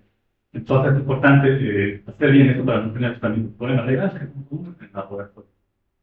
Pues por ejemplo, es que ahora se recomienda actualmente que bajo ninguna circunstancia, por más que no veamos, estamos seguros que tenemos evidencia, tenemos la experiencia, no hay que usar el término célula plástica, células patíficas, y pues como ahora se hace una tecnología, que ya no se puede decir, y menos informar de eso ni que son células cancerosas, por más que ustedes tengan una sospecha. Porque uno puede tener la sospecha bien tipo de células no animales, ya vamos a ver eso. Pero lo que uno tiene que hacer en este caso es vencer los pacientes, reportar solamente, como hacemos en hematología, ¿no? Claro que ahora ya se hace más detalle, pero aquí mínimamente hay que ser descriptivo. Se informar que deben ser las multinucleadas, nucleadas, cardiomegales, un núcleo grande, se ve nucleolo, se ve relación núcleo-citoplasma aumentado. Todo eso tenemos que describir lo que estamos viendo, bueno, y tenemos que saber cómo describir qué estamos viendo. No decir que son células típicas. Entonces, para eso nosotros debemos incorporarnos en comentarios, analizar qué hacer cuando veamos usted, cómo tenemos que informar todos, no cada uno de usted. Pues cuando uno ve esto, tenemos una sospecha, pues uno debería poner si quiere revisar su patología o originaria o enviar a nuestra patología, que es lo que corresponde. Esto tiene que ver el nefrólogo o el patólogo, autorizados, legalmente para hacer. Nosotros no tenemos eso. Pero tenemos que mínimamente saber cómo estamos viendo algo normal. Entonces, el modelo del deporte uno puede hacer este tipo de casos, como ve a células juntos, tenemos seguro que son células de tipo características alteradas. Es informar que uno ve fragmentos o acúmulos de epitelios, son células endoteliales, puede tener epitelios bacterianos, que puede estar asociado a procesos de descamación profunda, puede ser a causa de la limpieza, los casos pueden dañar a las otras células, o por instrumentación, por colocar una sonda, por ejemplo. Entonces ahí se pone, se sugiere correlación con cirugía urinaria. Entonces no tenemos que estandarizar en nuestro laboratorio cómo vamos a informar en el tren. Con este tipo de informe nosotros no estamos emitiendo un juicio de diagnóstico, de cáncer, de los pacientes, porque esto, como digo, le compete al patólogo, al prólogo. También tenemos que tener, cuando no queremos que se meta el prólogo o el patólogo con nosotros, no, tampoco podemos meter en el área que no nos corresponde a nosotros. Y, o sea, poner esta nota de que mande al prólogo se añade un operador clínico que va a orientar al médico que solicitar para ver qué examen se puede hacer. En este caso lo van a hacer en la citología, que generalmente suelen usar ellos casos y pocos usan orina. Realmente usan un lavado, hacen un lavado vesical al paciente para hacer la citología. No siempre, la mayoría casi suele utilizar orina. Y en el informe del examen de hoy muestro que no estamos cambiando la guía japonesa, que como decía, se puede informar en 10x. Pueden informar los cilindros semiescasos, están en la cantidad de 1 a 4, regular 5 a 9 y abundantes de 10 a 30. Pero como decía personalmente, es una guía, es que no se puede ver bien a los cilindros cuando son pequeños, cuando son grandes sí, granulosos, pero en serio, pequeños veces puede pasar en 10. Yo prefiero informar en 40 y ya les voy a mostrar el cálculo para hacer exactamente equivale a lo mismo. Ustedes tenemos calculado en milímetros del área que ustedes están viendo real de la muestra. En 40x equivale a 4 veces lo mismo. Entonces, ustedes pueden informar, yo veo que una foto equivale a 0 a 1 y un motivo de 40. 5 a 9 de 1 a 2. Entonces, yo veo de 1 a 2, puedo informarlo así, o si quiero lo puedo transformar a de 10 y el informe está en ese rango 5 a 9, puedo ponerlo directamente regular. Entonces, yo uso más el de 40, ustedes pueden ver la de 40, pero equivale exactamente. Si yo veo 1, es que van a ver 4 aproximadamente en mi objetivo de 10. Podría hacer, pero es más práctico informar.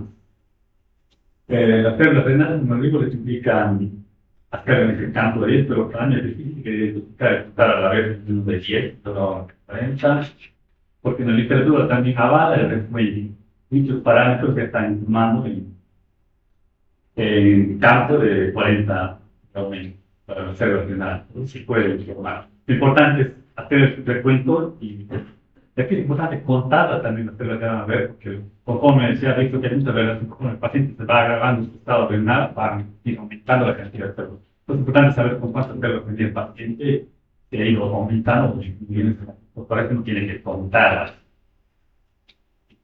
Cuando se más cantidad, hay mayor daño renal, incluso más de 15 células tubulares renales en 10 campos indican insuficiencia renal aguda intrínseca, que por ejemplo puede tener una necrosis tubular aguda el paciente o una nefritis superficial aguda también. Entonces es importante contar las células, de cantidad están no solo identificarlas, sino contarlas y hacer un seguimiento de va aumentando el nivel. Y eso es lo que les quería mostrar para que vean que no es difícil en la laboratorio, a veces como estamos muy acostumbrados, vamos olvidando de acercar, de hacer. Pero es necesario a veces saber recordar y no olvidar porque va a ayudar. Por ejemplo, aquí se puede hacer, ustedes pueden capturar en su laboratorio y saber que pueden convertir sus recuentos por campo en microlíticos. Por ejemplo, ustedes parten una línea de 10 ml, concentran, hacemos y trabajan con 0,5 ml de segmento equivale a un 20 la concentración. Trabajan un ml 4 ml de un 10. El volumen de muestra, la medida usamos 20 litros, la medida descubre casi 24, ustedes tienen 22 ahí cambian. Y aquí se calcula la altura del líquido de la orina bajo el tubo objeto. Entonces se calcula, toma en cuenta la muestra, los 20 litros se divide entre el producto del área del tubo objeto. 24 por 24, este valor lo divide en 20 dividido entre 3 y les va a dar, en este caso, esta cantidad de milímetros. Esta es la altura que estamos viendo. Ahora, si examinamos con un modular de 10x, aquí este valor ustedes tienen que revisarlo, es objetivo, es muy tan simple de las convenciones detalles que tienen los numeritos de letras objetivos. Hay que ver, son útiles. En este caso, pues el NS, pues tienen que el número de campo, que ustedes ven casi todos en mi microscopio, todos los objetivos son de 22. Que variaban después del aumento, pero todos son de 22, es el número FN igual a 22. Ustedes tienen que fijarse, yo pienso que la mayoría debe ser igual. Y su objetivo de 40x. Tienen que tomar en cuenta este valor. Entonces lo que hacen es poner este valor del número de campo que se llama, lo dividen en 22 entre el objetivo que vamos a usar en 40, sale 0,75 milímetros. Y vamos a calcular el volumen del campo usando el objetivo de 40. Entonces, utilizan lo que han calculado aquí en la primera etapa, que están marcados, 0,35, multiplican por pi y por 0,35, que es elevado al cuadrado, que es este valor que he colocado acá. Y esto les va a dar ya en microlíticos. Y como la orina está concentrada uno en 20 y el ocular es de 10 minutos observado, pues un campo de 40 corresponde a este valor que hemos encontrado acá, multiplican por 200. 10 por 20, está el posible caso del 10 por 20, y les va a dar 0,167 microlitros. O sea que ustedes los que están contando los leucocitos están contando en este volumen de orina. Por eso, si ustedes en un momento quieren entrar en formar los microlitros, se hace este cálculo. Y para informar ya a un microlitro que está en 0, simplemente multiplican por 6 y les va a dar. Nosotros, por ejemplo, haciendo un ml y 20 microlitros y cubre objeto de 22, sale exactamente a un microlitro. O sea, en el caso del hospital, informar por campo equivale a informar por microlitros. En un momento nos pidiera fácilmente, si yo encuentro 10 de por campo, informo 10 microlitros. Si alguien está usando otro pedimento por volumen, otro cubre, tiene que hacer cálculo, pero es fácil y lo informo. Entonces, si quieren, sería bueno que ustedes vean cómo están trabajando en su laboratorio y vean cómo pueden hacer el cálculo cada que quieran entrar a esto para poder informar con el político. No es difícil, como digo, aquí está la presentación, pueden aprender para ver, saber en caso que ustedes lo requieran, cómo van a hacer para poder calcular e informar sus elementos con el político. Todo lo posible. Ya, aprovechando para que hagamos tarde el tema del frío, vamos a continuar en el invitado, mañana vamos a esta parte ya vamos a ver la parte más interesante que es lo que hacemos en el laboratorio. Vamos a hablar todo sobre el pedimento dinámico, más importante, los casos que más se relacionan con la patología, pero no vamos a entrar muy a detalles en todo, sino quiero lo más importante. Aquí quiero esto es esta frase es del doctor Fernando Navarrete Escribano, no les ha leído, claro de él. Él hizo un libro, tengo la fortuna de tener ese libro, se llama, pues les chico también un artículo, ¿no? Creo que hay de nuevo en algo también, es tan viejo, tan divina. Pero van a ver que todos los días van cambiando, va apareciendo algo nuevo. Y le puso su nombre de él porque quiero hacer el artículo muy en honor al doctor, porque ha fallecido recién mediados de abril de este año, lamentablemente. El doctor falleció. El doctor es un médico español que es conocido a nivel mundial, que estudió bastante, que es todo el examen de orina neuronal. Entonces, creo que es justo hacer un reconocimiento al doctor, ¿sabes? No hay, sí. Ya. Sí, él es el doctor Fernando de Esquiva, que ha fallecido recientemente este año en mediados de abril. Por eso necesito también un artículo para publicar en la revista de Terry, en memoria del doctor, que él ha votado bastante, casi todo, como no se examen de orina en ese momento. Siguiente, un segundito. Y bueno, esta frase de referencia que no solo es importante, no solo le da mucha importancia a saber identificar, conocer qué es un tipo o no de cristal, pero no solo es eso, no solo es identificar en bacteriología y en todas las áreas en el laboratorio, no es importante identificar, observar o identificar un elemento, sino saberlo interpretar en el contexto, ¿no? En el resto, elementos que uno ve, con el diagnóstico del paciente, con la edad, con el sexo, de qué sala viene. Todo debemos hacer un estudio integral nosotros, ¿no? No solo valer lo que yo veo en el microscopio y formar así nada más. Es importante siempre, los recomiendo cuando escriban igual artículos, publiquen fotos, imágenes, no sean ustedes, pongan la referencia, ¿no? Ponen como comparación. Aquí casi la mayoría, diría un 90% son fotos mías de laboratorio que he tomado, pero hay otras que son de colegas, son de médicos, pero ahí se llaman químicos farmacobiólogos. Son igual, pero o sea, la denominación, ¿no? Los partes se llaman bacteriólogos, ellos son químicos farmacobiólogos, creo que es mucho biólogo patólogo, de ellos he tomado algunos, nada. Aquí quiero, es mi intención Yo una vez lo intenté en la universidad, pero no pude regalar. Me dijeron, no tengo, luego que me compré por internet, esto conseguir. Son esos filtros que se usan para ver con luz polarizada. Son sí o sí necesarios usar. Pues mi intención es regalarles, obviamente, a alguien que le interese usarlos y verlos. Son muy útiles, como ya les voy a mostrar por qué. Pero la idea es que, bueno, voy a dar que me respondan mis preguntas.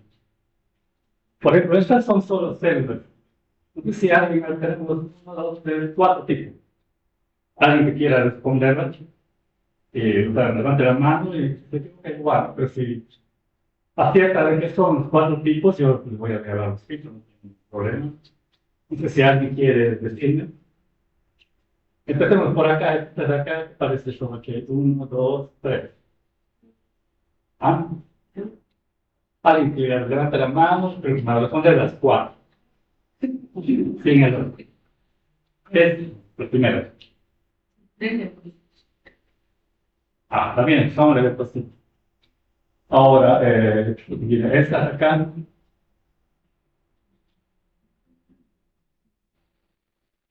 Vale. No. Importante porque a veces pueden aparecer todas estas células en un sedimento y cuando uno no puede hacer, prefiere como hacer como visto, le pongo, no le pongo, no sé.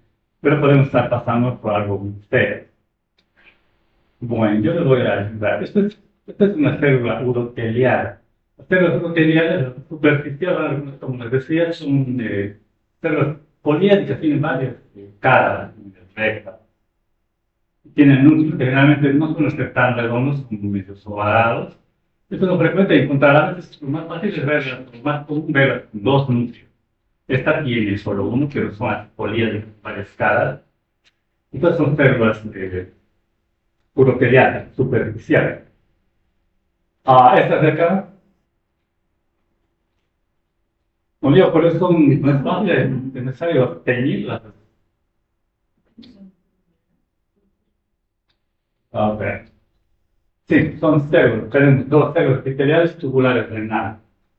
Pueden parecerse, a veces se confunden uno con leucocitos, pero son un poco más grandes, tienen un núcleo bien grande, eso es lo bueno que uno puede agregar a comentar. Tienen borde del núcleo, son bien, se tiñe bastante con colorantes fuertes y casi siempre están en un extremo de la célula, siempre están en el núcleo orientados en la punta. En cambio, las células uroteliales pueden ser igual del mismo tamaño, un núcleo suele ser no tan redondo como es bien redondito y suele ser más central, entonces es un periférico. Y esta contienda de acá, ¿por qué son estas que podrían ser uroteliales? Uroteliales no serían. Porque hay uroteliales que son redondas, ya las intermedias y las profundas pueden ser redondas. Pero sí, son escamosas. ¿Por qué? Porque pues, se acostumbra a ver las escamosas más alargadas. Lo que tienen ustedes que tomar en cuenta es un citoplasma aquí no se suele ver, pero indican que el citoplasma suele ser más, en el caso de las uroteliales, más dos. Pero lo que se puede ustedes guiar, que sirve como referencia, es ver, por ejemplo, tener el ocular micrométrico, pero si no pueden verlo, no, en microscopio de vista ahí, en microscopio, deben tomar ustedes en cuenta la distancia del núcleo al citoplasma en la parte donde está, donde se acerque más, a veces el núcleo está más excéntrico. Por ejemplo, aquí es más largo, aquí más pequeño. Yo tomo en cuenta la distancia donde está más pequeña del núcleo hacia el citoplasma. Y esta distancia es más pequeña que el núcleo, entonces yo estoy hablando de una célula de porquería. Yo tengo dudas. En este caso, ustedes ven esta distancia es más grande, ¿no? Entonces, evidentemente, es una célula. Muchos la confunden con células epiteliales, o incluso pueden pensar que son tabasales, pero son células, digamos. Pero uno puede hacer muchas, como un tip, puede servir eso es ver la distancia que hay del núcleo por el citoplasma. Pero veo que están bien en histología, es importante reconocer los diferentes células. Pero de todas formas, igual quiero mostrarles, como indicaba, que son cuatro epitelios, no tres. O sea, he indicado dónde están, para que no sepan, ¿no? Están con colores, generalmente las estamos, están obviamente en uretas y ven con color celeste, en uretra femenil sobre todo, también hay bastante persona. En el varón hay igual, estamos en la porción distal de la uretra, podemos tener. Y las cilíndricas, bueno, las escamosas por si acaso también están aquí en esta parte de la vejiga, ya en el trígono vesical también pueden encontrar ahí células escamosas. Y dependiendo de cada paciente, ¿no? No es una regla, uno puede tener células escamosas en diferentes zonas de la vejiga, no solo lo que es la uretra, pero la mayoría tienen este nivel. En las mujeres en toda la uretra y en los varones solo en la porción distal. Por eso es poco frecuente encontrar abundantes células escamosas en una orina del varón. Pero sí tienen epitelios cilíndricos, son estas células que van a ver que son más cilíndricas, como un tipo de una copa o un cáliz, que tienen pero una característica de un borde externo generalmente es plano, porque después el núcleo es un poco parecido a veces a la tuberculidad, eso tiene que ver la posición, la forma del núcleo y sobre todo este borde que es más plano, y generalmente en los tubercularios el borde es redondo, entonces es importante ver todos esos detalles. Pues yo siempre les indico a los internos, cuando ustedes vean algo, no solo reconocerlo, ¿no? Ver su estructura, su tamaño, su color, su forma, si tiene o no ángulos, si está aplanado o no, porque todas esas cosas nos ayudan a identificar diferentes elementos. Entonces, el cilindro solamente lo van a ver varones, como decía, es común ver con pacientes lo son, por tratar son violetas, pues ellos salen a hacer epiteliales cuando hay eliminación de calcio, pueden tener. Serían las células cilíndricas y las células epiteliales realmente abarcan todo lo que, ¿no? La beta que se llama uretra prostática, la próstata, toda la vejiga, los uréteres, la pelvis, las cálices renales, todos tienen lo que es el células epiteliales.